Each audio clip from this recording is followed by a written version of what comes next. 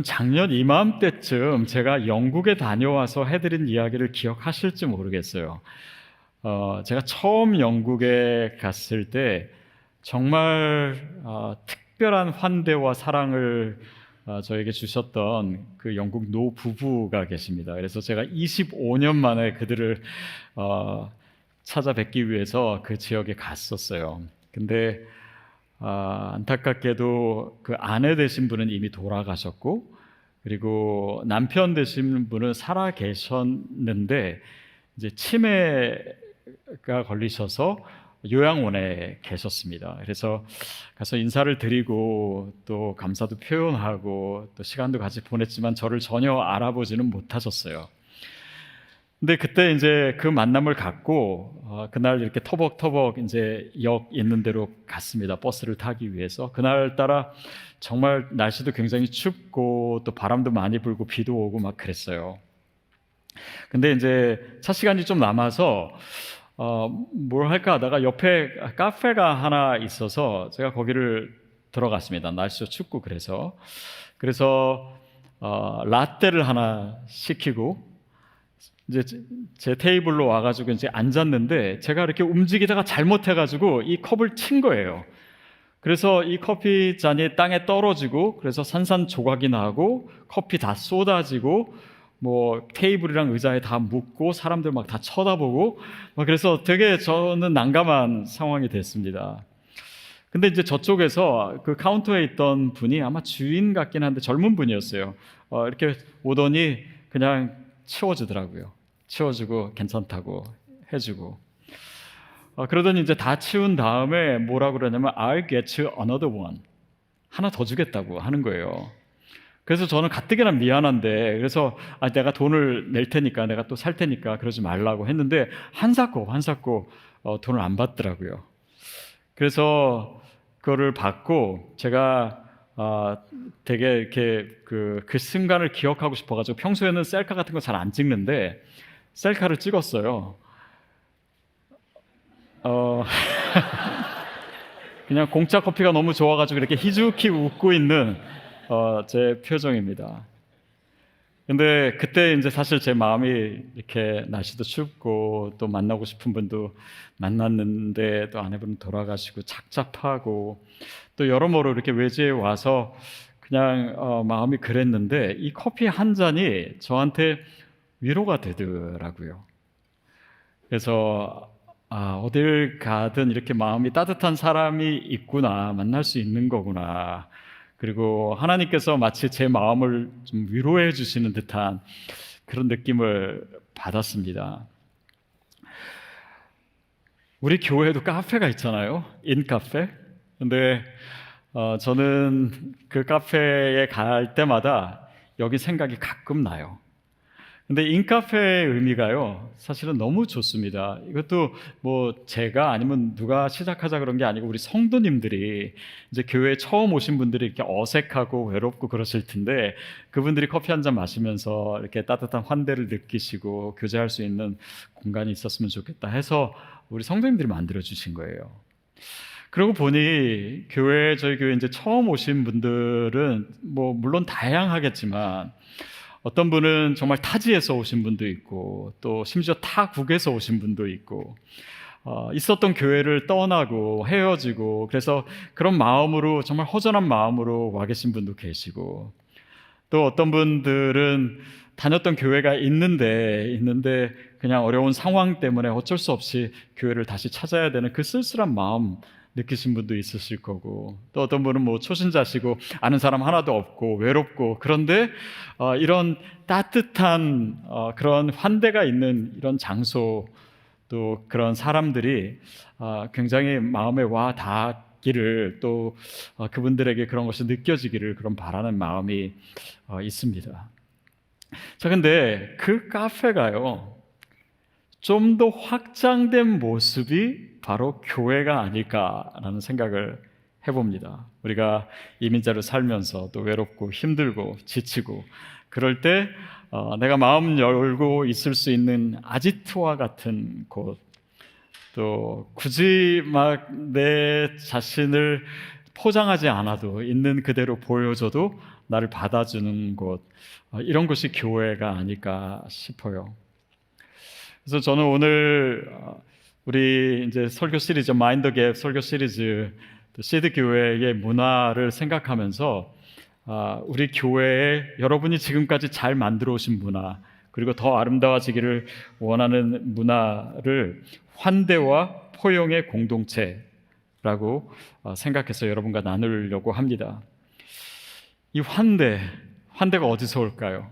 이것이 어떤 인간적인 동기나 아니면 이익에서 오는 것이 아니라 우리 크리스찬에게 있어서는 그것이 복음에서 온다. 우리가 그리고 그 말씀을 통해서 이 사실을 조금 더 확인하려고 합니다. 우리 14절 말씀 같이 읽겠습니다. 시작. 그는 우리의 화평이신지라 둘로 하나를 만드사 원수된 곳 곧 중간에 막힌 담을 자기 육체로 허시고. 복음이 얘기하고 있는 것이 무엇입니까? 예수 그리스도께서 담을 허셨다.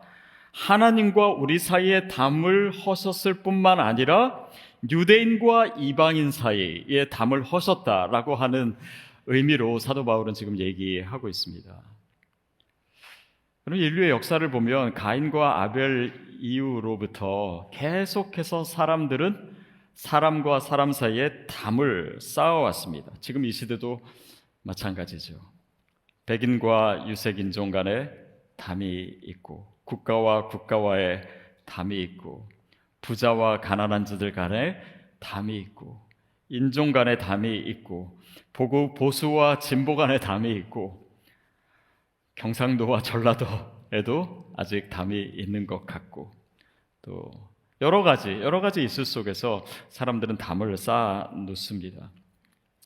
그런데 어른들부터 아이들까지 다 그런 문화에 익숙해져 있는 것 같아요. 그래서 어떤 우리의 소유라든지 아니면 사회적 지위라든지 또 학력이라든지 이런 모든 것들이 사람들 간의 벽이 되고, 그것으로 인해서 나는 너와 달라라고 하는 것, 그리고 다른 만큼이 나의 정체성이 되고 나의 자랑이 되는 그런 문화 가운데서 우리가 살고 있습니다.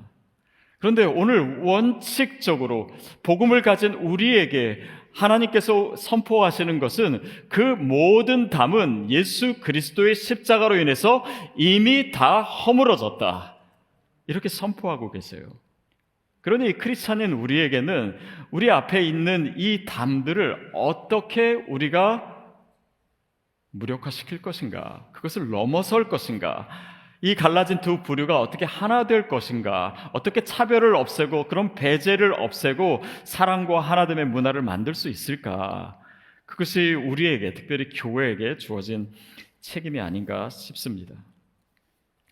최근에 이 한강 작가가 노벨상을 타고, 그래서 뉴스에 계속 그 얘기가 나오고, 그래서 저도 좀 궁금해졌습니다. 이분이 쓰신 책을 좀 보고 싶은데 대표작이 뭔지를 보니까는 채식주의자라고 하는 책이 있더라고요. 그래서 제가 그것을 읽어보고는 싶은데 읽을 시간은 없고, 그래서 인터넷으로 좀 찾아보니까 이제 대충 내용을 알 수가 있었습니다. 근데 이 책의 주인공인 영애는 어느 날 꿈을 꿨어요.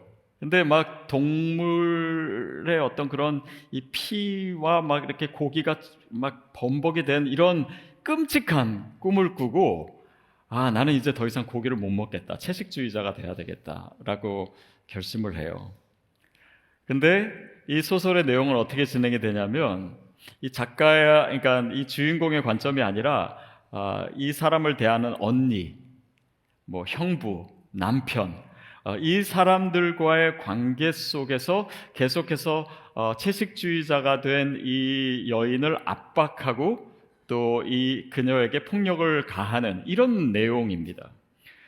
그러니까 물론 이 소설이 주는 많은 메시지가 있겠지만, 제가 생각하기에는 뭔가 사람이 다른 선택을 했을 때, 사회적 통념과 뭔가 다른 그런 생각을 하거나 행동을 했을 때, 그 사회에서 오는, 특별히 한국 사회이겠죠, 사회에서 오는 그런 이 압력과 그런 공격성, 이런 것들을, 그런 사회적 분위기를 고발한 것이 아닌가 싶어요.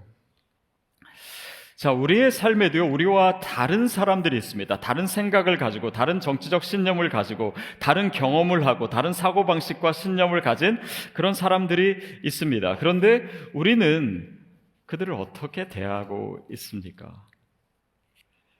특히 이 소설이 그런 사회적 모습을 고발하는 거에 있어서 우리 크리스천들은 어떤 생각을 해야 되고 또 어떤 말과 행동의 변화를 추구해야 될까요? 저는 그것을 잘 표현하는 것이 환대라고 하는 단어, 또 포용이라고 하는 단어가 아닌가 싶습니다. 우리에게 굉장히 익숙한 단어입니다. 자, 오늘 본문 말씀을 좀 더 읽어가겠습니다. 우리 15절, 16절 말씀 시작.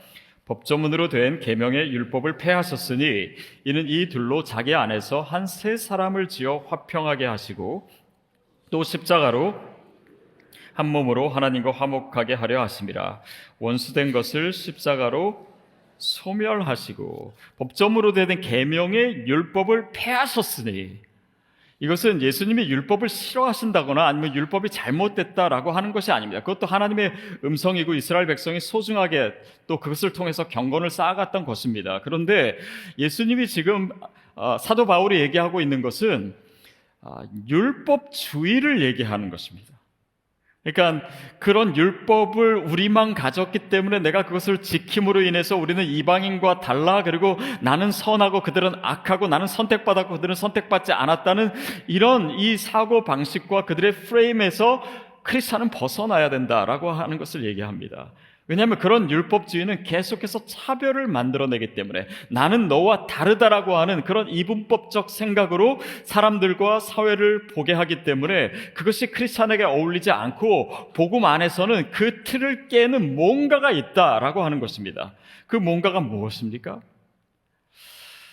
그렇게 차별을 만들어내는데 그 뭔가는, 복음이라고 하는 것은 우리가 하나님 안에서 모두가 함께 죄인이다. 그리고 예수 그리스도의 십자가를 통해서 우리 죄인인 우리 모두가 함께 의인이 되었다라고 하는 진리입니다. 거기에는 어떤 차별도 없어요. 거기에서는 어떤 차이를 얘기하는 것이 아니라 오히려 같아짐, 또 그 안에서의 조화와 또 하나됨을 얘기하고 있습니다. 그리고 그 복음을 우리가 가지고 있어요. 그래서 그 복음을 가진 우리 교회가 어떤 환대의 모습을 가져야 되는가, 또 이 시대의 문화에 저항해서 어떤 공동체를 만들어내야 되는가라고 하는 것은 우리에게 주어진 굉장히 중요한 숙제입니다. 아까도 이제 새로 오신 분이 계시다 그러니까 우리가 큰 박수를 치고 환호성을 했습니다. 저희 정말 시드 성도님들이 너무나 아름다운 환대의 문화를 가지고 계세요. 자, 근데 환대라고 하는 것은 단지 박수치고 환호성 치는 것만이 아닙니다. 거기에는 훨씬 더 깊은 의미들이 있고 또 우리가 그것을 생각하고 또 가지고 있어야 합니다. 특히 우리가 막 박수치고 환대할 때 아마도 제가 생각하기에 교회 다니신 지 좀 더 오래되신 분들은 박수를 더 크게 치시고, 또 오신 지 얼마 안 되신 분들은 뭐 나도 온 지 얼마 안 됐는데 막 환대하고 이런 마음이 혹시라도 덜 들시지 않으셨을까, 그래서 박수를 좀 약하게 치시지 않으셨을까라는 생각을 한번 해봤습니다. 근데 환대라고 하는 의미에서는요, 사실 그런 차이가 없습니다. 무슨 말이냐면, 크리스찬이 가진 이 환대의 개념 안에는요, 주체와 객체의 이 이분법이 깨어집니다. 제가 예전에도 한번 말씀드렸는데, 환대라고 하는 이 단어, hospitality라고 하는 단어의 어원은 호스페스라고 하는 라틴어입니다. 근데 그 의미는요, 손님과 주인이라고 하는 상반된 의미를 다 가지고 있어요. 그러니까 나는 주인이고 너는 손님이야. 그러니까 난 박수 쳐줄게. 내가 잘해줄게. 내 공간에 들어왔으니까 내가 따뜻하게 해줄게가 환대가 아니라, 나도 손님인 거예요. 조금 더 일찍 온 손님인 것입니다. 예를 들면 우리가 미국에 살면서 백인들이랑 얘기하다 보면은 우리 보러 Where are you from? 어디서 왔냐 물어봐요. 근데 우리 중에는 정말 미국에서 오래 사신 분도 있고 또 미국에서 태어나신 분도 있고, 근데 그들이 굳이 묻는 걸, 그래서 I'm from California 뭐 이렇게 대답을 하면은 Where are you originally from? Really from? 뭐 이렇게 물어보는 거죠. 근데 그 백인들은요, 자신들도 이민 왔다라고 하는 생각을 별로 안 하는 것 같아요. 물론 자신의 부모님이나 아니면 할아버지가 이민 왔겠죠. 조금 더 먼저 온 손님들이에요. 환대라고 하는 의미는 내가 주인이라고 하는, 또 너는 손님이라고 하는 그런 이분법적인 그런 담이나 그런 차이에서 오는 것이 아니라 그냥 나 자신도 하나의 손님으로. 그래서 저희 교회에 이렇게 등록하신 지 얼마 안 되셨는데 봉사하시는 분들, 저는 그 모습이 참 너무 아름다워요. 왜냐하면 우리 모두도 교회에 어떤 그런 이 장벽이 느끼지 않는 것이죠. 저는 시드 성도님들에게 진짜 감사한 것 중에 하나가, 교회 이제 우리도 6주년이 됐으니까 처음부터 나오신 말하자면 개척 멤버라고 할 수 있는 분이요, 그런 교회 나는 오래됐다, 나는 교회 뭔가 기존의 교인이다, 아니면 뭐 이런 표현이 안 어울리지만 무슨 텃세 그런 개념을 가지신 분이 진짜 제 생각에는 아무도 없어요. 그러니까 교회마다 우리가 발견할 수 있는 게, 교회 안에도 귀족이 있습니다. 교회 안에도요 뭔가 중심 세력이 있어요. 근데 시드에는 그런 게 없어요. 그냥 제 생각에는 저만 잘하면 될 것 같아요. 그래서 그런 문화를 여러분이 만들어 가고 계시고 만드셨다라고 하는, 이게 저한테는 너무나 놀라운 것이고 너무 감사한 거예요. 그리고 그것이 환대의 의미입니다. 조금 더 먼저 온 손님일 뿐이에요. 그래서 그것이 환대의 의미고, 그럴 때 크리스찬은 진정한 환대를 할 수 있다, 경험할 수 있다라고 하는 것입니다. 그래서 환대라고 하는 것은요, 우리의 정체성과 관계에 대한 재정립을 요구합니다. 즉 주인과 손님의 관계가 아니라 서로 동등하고 상호적인 관계를 전제로 갖는 거예요. 자, 우리가 방금 읽은 본문에 이런 표현이 있습니다. 뭐냐면 15절에 이 둘로 자기 안에서 한 새 사람을 지어 화평케 하시고, 그러니까 예수를 믿는다라고 하는 것은요, 내 안에 하나님께서 새로운 사람을 창조하시는 거예요. 나의 정체성이 바뀌는 것입니다. 뭔가 이렇게 주체와 객체로 그런 이분법적으로 생각하고 뭔가 차이를 생각하고 그 안에서 내 정체성을 찾으려 했던 그런 세속적인 관점이 아니라, 복음 안에서 내가 누구인지, 내가 어떤 은혜를 입었는지, 그 은혜가 나를 어떤 사람으로, 어떤 태도와 어떤 말과 어떤 모양으로 만드는지, 그 새로운 모습으로 사람들을 대하는 거예요. 공동체 안에 있는 것입니다. 화평케 하는 사람이지요. 17절 같이 읽겠습니다. 또 오셔서 먼 데 있는 너희에게 평안을 정하시고 가까운 데 있는 자들에게 평안을 전하셨으니, 멀리 있는 자들에게, 이방인들에게 평안을 전하시고, 그리스도의 복음으로 인한 평강이죠, 샬롬이죠. 그리고 가까이 있는 자들에게도, 유대인들에게도 전하셨다라고 하는 것입니다. 여기서 평안이라고 하는 것이 샬롬을 번역한 헬라어 에이르네입니다. 근데 이 단어가 이제 에이로라고 하는 단어에서 오는데, 서로 연결되다, 있다, 묵다라고 하는 뜻입니다. 그러니까 그리스도의 복음으로 인해서 우리가 예수를 믿는 자가 되었다, 하나님의 자녀가 되었다, 거기서 누리는 평안은 그저 마음의 평안이 아니에요. 그 평안이 나에게 주어졌을 때 하나님과 나와의 관계가 회복될 뿐 아니라, 나와 다른 사람들을 내가 어떻게 대하는 우리의 삶의 모양까지 포함되고 있는 개념입니다. 제가 가끔 여러분에게 이 책 소개해드린 것 같은데요, 이 미로슬라브 볼프의 배제와 포용이라고 하는 책이 있습니다. 너무 좋은 책이라 여러분도 한번 읽어보셨으면 좋겠어요. 근데 여기서 무슨 모더니티와 포스트 모더니티의 어떤 그런 차이를 얘기하고, 또 기독교 관점에서 그것을 시대를 어떻게 보면 복잡한 얘기들이 굉장히 많습니다. 근데 여기 핵심 내용은 뭐냐면, 십자가의 사랑이라고 하는 것이 무엇이냐, 그것은 타자에게 자신을 내어주고 그 타자를 내 안에 담을 수 있는, 그 타자를 내 안에 들일 수 있는 공간을 마련하는 것이다. 이렇게 얘기해요. 타인을 위한 공간을 마련하는 것이다.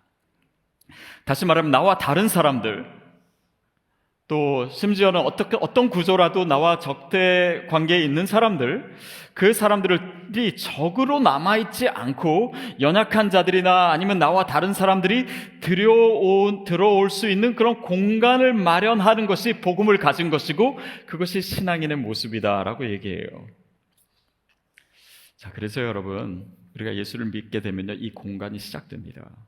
본격적인 시작이 돼요. 그래서 내가 믿음이 성장하고 있는가, 내가 얼마나 믿음이 성장했나라고 하는 것을 알 수 있는 방법이 있어요. 그게 뭡니까? 믿음이 성장할수록 다른 사람을 품을 수 있는 내면의 공간이 얼마나 커졌나, 그걸 보시면 됩니다. 나와 코드가 맞고 나와 잘 맞는 사람, 나를 좋아하고 그런 사람만이 아니라 나와 다른 사람들을 위한 공간이 얼마나 많이 커졌는가라고 하는 것입니다. 그 넓어진 공간의 다른 이름이 포용이 아닌가 싶어요. 저는 지난주 감사의 씨앗 정말 하루하루 너무너무 은혜롭게 들었습니다. 아마 여러분도 그러시지 않을까 싶은데, 그 중에 우리 미디어팀 섬기시는 우리 김대중 집사님의 표현에 제가 이렇게 별로 문맥과는 맞지 않는 얘기가 나와서 이렇게 유심히 들었던 구절이 있는데 제가 읽어드릴게요. 어딨지? 네, 좋은 교회가 어떤 교회인가를 생각해 보았습니다. 없는 자든 있는 자든 아픈 자든 누구나 환대해 주는 교회, 그곳이 시드 교회입니다. 이렇게 쓰셨어요. 이 집사님이요, 그 고백을 거기서도 하셨으니까 막 교회에 대해 상처도 있으시고, 그래서 교회에 대해서 굉장히 냉소적인 마음으로 시드교에 오셨는데, 우리 교회 어떤 교육자들 섬기시는 모습, 또 성도님들 모습을 보면서 그 마음에 담이 다 내려지고 교회를 너무 사랑하시고 너무 기쁘게 봉사하시는 분이 된 거예요. 그래서 제가 그냥 그게 시드교회라고 하는 게 저는 좀 쑥스러웠는데, 그래도 여러분을 칭찬하는 얘기니까 제가 읽어드렸어요. 누구나 환영받을 수 있는 교회, 어떤 차별도 존재하지 않는 교회. 물론 그것이 정말 이상일 수는 있겠지만 그 공동체를 만들어가는 교회로서 우리가 존재하고 있는 것이 아닌가, 또 여러분이 노력하실 것이 아닌가 싶습니다.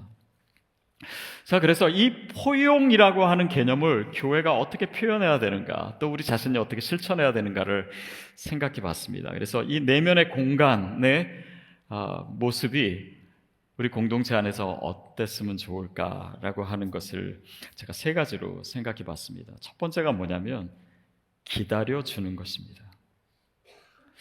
사람이라고 하는 존재는 성장하는 존재입니다.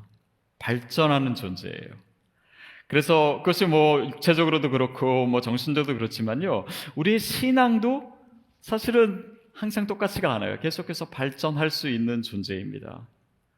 자, 그것을 안다라고 하는 것은 우리에게 무엇을 요구하냐면 기다려줘야 된다라고 하는 것이에요. 지금의 모습이 전부가 아닙니다. 그래서 하나님은 현재와 과거와 미래를 같이 보고 계시기 때문에요, 우리를 있는 모습 그대로 판단하시지 않습니다. 그래서 우리를 기다려주세요. 저도 생각해보면 지난 이 목회의 여정 속에 제가 얼마나 많은 실수를 하고 부족한 모습이 많았고 형편없었, 그런 모습들을 생각하면 정말 저도 너무 부끄러운데요, 그래도 하나님께서 또 많은 성도님들이 기다려주셔서 제가 지금까지 목회의 길에서 퇴출되지 않고 살아남을 수 있지 않았나 싶습니다. 또 주변의 분들 보면요, 기다려주면 변하는 분이 있더라고요. 근데 기다려도 안 변하는 사람도 있긴 있어요. 근데 그럴 경우에는요, 많은 경우 내가 버티기만 해도 하나님이 그 사람을 변화시키는 게 아니라 나를 변화시키세요. 그래서 나를 변화시켜서 또 그 사람을 변화시키기도 하십니다. 크리스찬에게 있어서는 너무나 중요한 내면의 공간의 모습입니다. 그것이 겉으로 그렇게 표현되는 거죠. 두 번째는 사랑의 의도를 살피는 것입니다. 누구를 포용한다라고 했을 때요, 우리가 모든 사람을 모든 이슈에서 다 포용할 수 있다? 저는 그렇지는 않은 것 같습니다. 이 포용이라고 하는 말은 단지 그렇게 이상적인 말은 아닌 것 같아요. 때로는 잘못을 얘기해 줘야 되고 또 정의를 더 강하게 얘기해야 될 때도 있습니다. 근데 우리가 생각해야 될 것은 항상 우리가 뭔가 옳은 말을 할 때에도 그 말을 하고 있는 내 자신의 마음에 사랑이 있는가를 항상 돌아봐야 돼요. 갈등을 일으키는 사람들이 꼭 하는 말들이 있는데요, 그것은 내가 없는 말 했어? 나는 내가 틀린 말 했어? 그렇죠. 틀린 말 한 건 아니에요. 사실 그런 분들은 항상 옳은 말을 하는 경우들이 많습니다. 근데 그거 갖고 충분하지 않아요. 그 안에 정말 사랑이 있었나. 어느 목사님이 이런 얘기 하시대요. 자기는 정말 진리를 선포하기 위해서 늘 진리만을 얘기했대요. 그랬더니 진리가 너희를 자유케 하리라 라고 하는 성경 구절처럼 그렇게 하다가 교회에서 쫓겨나서 지금은 자유의 몸이 되었다고 이런 얘기 하시는 분도 있었어요. 여러분, 진리를 얘기할 때 어거스틴이 얘기한 것처럼요, 사랑을 2번 얘기해야 됩니다. 이것은 사랑을 어떻게 단어를 얘기하라고 하는 것이 아니라 그 말 속에 내 말이 내가 진짜 사랑을 가지고 있었나, 그것을 돌아보고 그 사랑이 없다면 차라리 얘기하지 말라라는 것입니다. 우리가 교회에서 소통할 때도, MC에서 소통할 때도 여러분, 이 원칙이 늘 생각날 수 있게 되기를 바라요. 그래서 여러분의 옳은 말 좋습니다. 그러나 사랑이 없다면 말씀하지 마십시오. 그리고 그런 공동체를 만들어가는 거예요. 정의가 필요하지 않은 것이 아닙니다. 옳은 말이 필요하지 않은 것이 아니에요. 그러나 우리가 그 진심을 가지고 있다면 그 진심이 전달돼서 그들이 받아들이고 또 공감할 수 있는 언어가 되는 것이죠. 세 번째는 용납하는 것입니다. 이해하는 것이죠. 그 사람의 보이지 않는 모습을 이해할 수 있는 폭을 갖는 것입니다.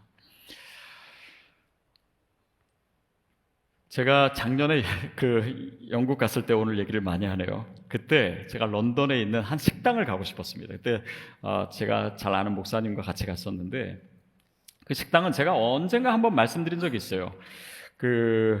원케이라고 중국 식당인데, 이 식당의 말하자면 유명한 이유는 세상에서 제일 불친절한 식당입니다. 세상에서 제일 불친절한 식당. 그래서 저도 두 가지 생각했어요. 얼마나 불친절한지 한번 알고 싶다.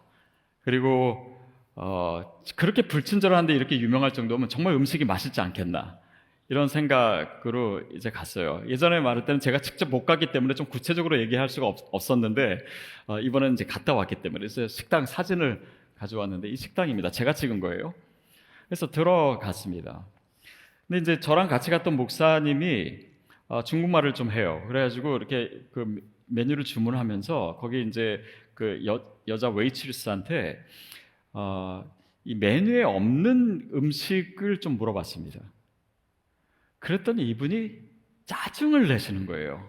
막 진짜 얼굴 이렇게 붉히면서 그런 거 없다고, 막 왜 그런 거를 생각하냐, 메뉴에 있는데 뭐 이렇게 하는 거예요. 그리고 진짜 불친절하더라고요. 막 정말 접시를 거의 던지듯이 하더라고요. 그러더니 저희 옆에 테이블에서 이 여자가 또 가더니 그 손님과 싸우고 있어요.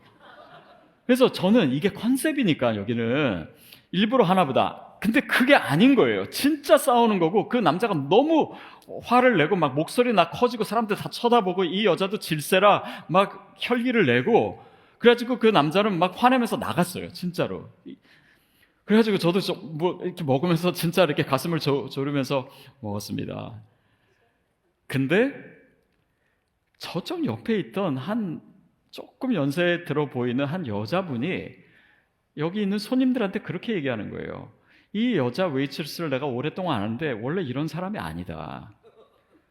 18개월 전에 아이를 낳고 오늘 아마 분명히 무슨 일이 있는 것 같다. 원래는 안 그렇다라고 대변해 주고 있더라고요. 그 여자 이야기 때문에요, 그 식당의 분위기가 좀 달라지더라고요. 여러분, 우리가 누군가를 대했을 때는요, 그 표면만을 보는데 사실은 그 표면 뒤에는 그럴 수밖에 없는 이유가 분명히 있을 수 있습니다. 어쩌면 그 모든 상황과 그가 경험했던 모든 경험과 또 상처와 이 모든 것을 고려했을 때는 어쩌면 그 사람은 가장 최선의 모습을 하고 있을 수도 있어요.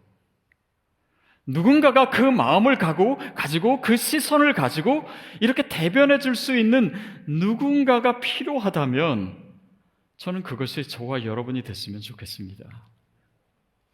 상처받은 사람, 또 말을 거칠게 하는 사람은 어디든지 있을 수 있습니다. 심지어 CD에도 있을 수 있어요. 그러나 그가 있는 것보다 더 중요한 것은 그들을 어떤 시선으로 봐줄 수 있는가, 또 이렇게 대변해 줄 수 있는 사람이 있는가, 그 사람이 문화를 만드는 것이지 그냥 성숙하지 못하거나 실수를 한 사람이 만드는 것은 아닙니다. 이야기거리나 사건 하나가 터지면 불나방처럼 달려드는 사람들이 있습니다. 그래서 교회에서도 그것이 얘기를 만들기도 하고 오해를 자아내기도 하고 소문을 퍼뜨리기도 하고 왜곡하기도 하고, 이미 교회 문제가 다 그런 문제 아닙니까, 여러분? 여러분, 근데 교회는요, 이 문제를 다룰 실력이 있어야 됩니다. 그리고 그 실력이 우리에게는 이미 있습니다. 그것이 복음이에요. 그 복음이 자아낸 내면의 공간이고 환대와 포용의 능력입니다. 저는 저와 여러분에게 그 실력이 있게 되기를 바라요. 18절 말씀입니다. 시작. 이는 그로 말미암아 우리 둘이 한 성령 안에서 아버지께 나아감을 얻게 하려 하심이라. 우리 둘이, 유대인과 이방인이, 서로 다른 사람들이, 서로 이해하지 못하던 사람들이 한 성령 안에서 아버지께 함께 나아감을 얻게 하려 하심이라. 그들과 함께 아버지께 나아가는 거예요. 여러분, 그러면 우리는 이 구절 앞에서 내가 하나님께 같이 나아가고 있는 사람들을 좀 돌아봐야 됩니다. 그리고 그들을 내 옆에 두신 이유를 생각해 봐야 됩니다. 저는 어저께가 저희 결혼 기념일이었거든요. 그래서 제 아내를 보면서 야, 이렇게 정말 거의 모든 면에서 반대인 사람이 만나가지고 가정을 이룬 게 참 신기하다라고 생각했습니다. 근데 반대였기 때문에 배운 게 많아요. 반대였기 때문에 저도 깎인 게 많고, 반대였기 때문에 그나마 제 내면에 생긴 공간이 있다라고 하는 것을 생각하게 됐습니다. 우리 교육자들도 보면요, 정말 다양합니다. 비슷한 사람이 없어요. 근데 그렇게 서로 다른 사람이 만나서 이렇게 아름다운 공동체를 이루어가는 모습이 때로는 신기하기도 하고 너무 감사하기도 해요. 우리 성도님들도 마찬가지고. 디아스포라 사역을 한다라고 하는 것은 전혀 다른 문화에서 나와 전혀 다른 사고방식을 하는 사람들을 만나서 함께 하나님 앞에 나아가는 것입니다. 아, 이걸 위해서 하나님께서 우리를 훈련시키고 계시는구나. 내 내면의 공간을 만드시는 거구나. 그래서 여러분, MC에 나와 다른 사람들이 있어도요, 거기서 튀어나오지 마십시오. 그거야말로 하나님께서 주신 가장 좋은 믿음이 성장하고 내 내면의 공간을 만드는 시간이에요. 그래서 배우게 되는 것이고, 내 자신이 더 온전해지는 것은 그냥 나랑 친한 사람들끼리만 있어서 내가 온전해지는 법은 없습니다. 그래서 하나님께서 우리 옆에 그런 사람들을 두시는 거예요. 여러분, 우리가 성경을 읽다 보면, 바울 서신을 특별히 읽다 보면요, 이런 내용이 나옵니다. 평화의 입맞춤으로 문안하라. 들어보신 적 있죠? 바울 서신에 4번 나옵니다. 그리고 베드로전서에 1번 더 나와요. 자, 이것은 초대교회에서 사용했던 인사법인데요, 실제로 입을 맞추는 행위였을 것이다 라고 사람들은 추정을 합니다. 물론 남자끼리 또 여자끼리 이렇게 했겠죠.